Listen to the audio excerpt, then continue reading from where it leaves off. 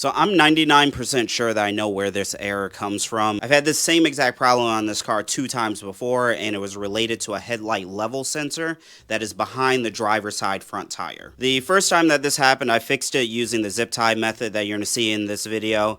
And then the second time that it happened, I was also changing the control arm, so I just replaced the whole sensor. So I've done it both the right and the wrong way on this car before. And so my recommendation is that if you are working on other stuff in the front of this car, or you're changing other parts, then yeah, throw in a new headlight level sensor. You can get them from ECS with a lifetime warranty, so if it does break, you can replace it again. I did that the second time I fixed this, but I didn't buy it from ECS, so I didn't get a lifetime warranty, so joke's on me. But if the only problem that you're trying to solve is to just get this light to go off your dashboard, the zip tie method will probably be good enough for you. Alright, so it looks like I was right. So this is the problem here. This is the headlight level sensor. And so what this basically does is as you're driving down the street and all of this suspension is moving, it's connected to this control arm. And as the car moves up and down, this rod moves up and down. And then this sensor here connects to the headlights. And as the wheel travels up and down, your headlights travel up and down. All the Audis of this generation that have xenon headlights have this thing. BMWs have them. Volkswagens have them. So they're not uncommon. And I have actually encountered this problem on multiple different vehicles before. Technically, the correct way to fix this would be to undo the 2 bolts in the back, pull this clip out, and then you just take the whole module out and replace it. Now, I'm not going to be doing that today because the way that I've resorted to fixing these is technically the wrong way of doing it.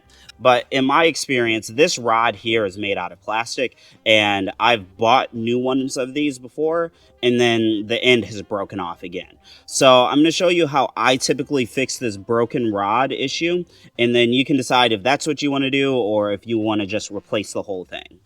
So in terms of the tools I use to fix this, it's actually pretty simple. I just use an 1/8 inch drill bit and a zip tie. The reason why I use an 1/8 inch is because, as you can see, it is roughly the same size as a zip tie. And so typically the way this is connected is just like there's a joint here. There's a joint here at the bottom, and it connects with a bolt to a clip.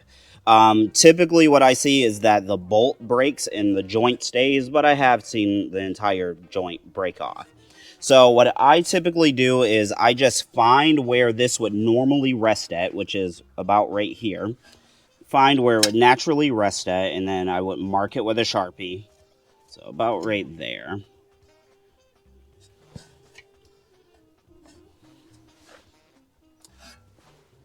All right, and then we take our drill, because you can actually move this up here. And then we take our drill and go in the gap.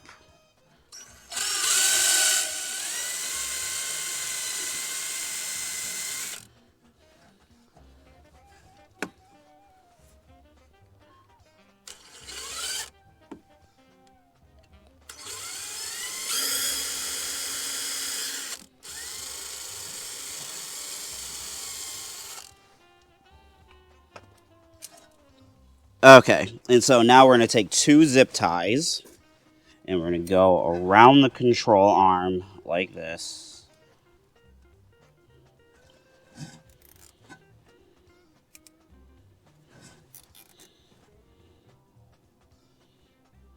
Right here. We're not going to snug them up quite yet.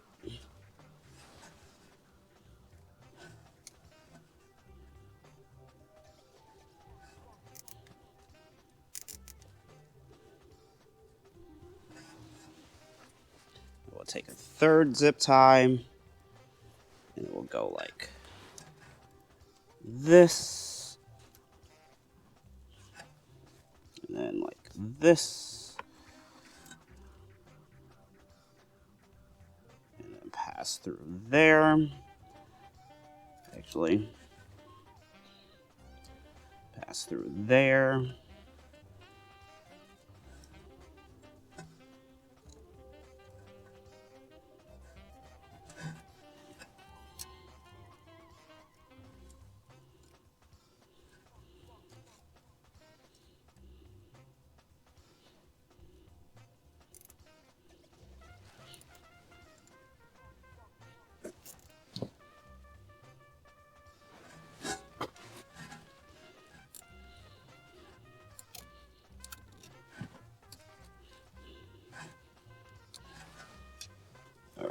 And then we'll start to snug these up.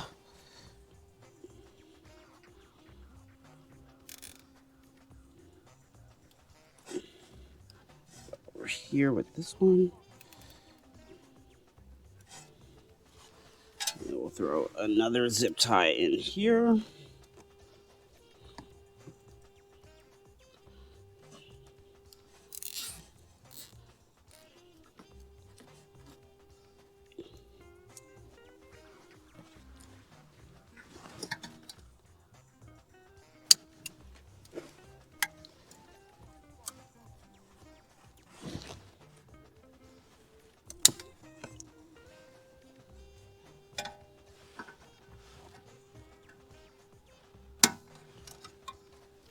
All right, so that is the incorrect way to fix this, but that's traditionally how I have fixed these broken rods. Like I said, if you want to do it the right way, you can buy this headlight level sensor. I will again put it on screen, but this works pretty well. You just basically only end up using 4 zip ties. I do 2 around the control arm, and then 1 to tighten the bundle of 2. And well, as you can see, it's pretty sturdy. So I guess the next thing is to put the wheel back on and try to drive around the block and see if we still have the same headlight error.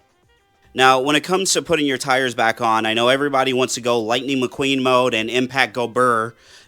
Don't do that. That's a bad idea. So if that wheel bolt or that lug nut isn't seated properly, you can cause all types of issues. Best case scenario, you just stripped out a wheel stud, which can still be kind of a headache. And then worst case scenario, you could just completely destroy a wheel bearing. So what I always do is I get the wheel nuts going in by hand first to make sure there's no resistance, make sure it's going in straight, and then after that, I snug them up with the impact. And then once you get the car back on the ground, remember to always torque your lug nuts. Don't just trust your impact, always check with the torque wrench.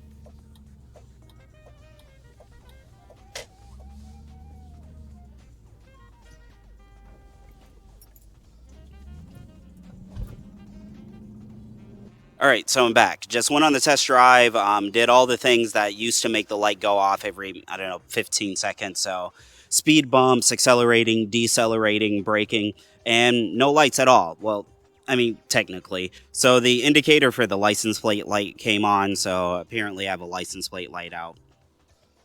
Whatever. I'll fix that later. But overall, we were able to fix this for basically the price of 4 zip ties and an 1/8-inch drill bit. I think the zip tie solution is a good solution, especially if your car is like mine. It's just a daily driver. It's not a show car. It's not a concourse car. So, I mean, it's a real solution that works in real life. So now that I solved the problem on that car, I'm going to get back to trying to solve the problem on this car because I got a blowout because of course I did. So like a whole bunch of random junk has to happen to this car, like wheels, tires. I'm gonna do rear brakes because why not since I'm in there. So yeah, I'm gonna get started on that and I will see you guys in that next video.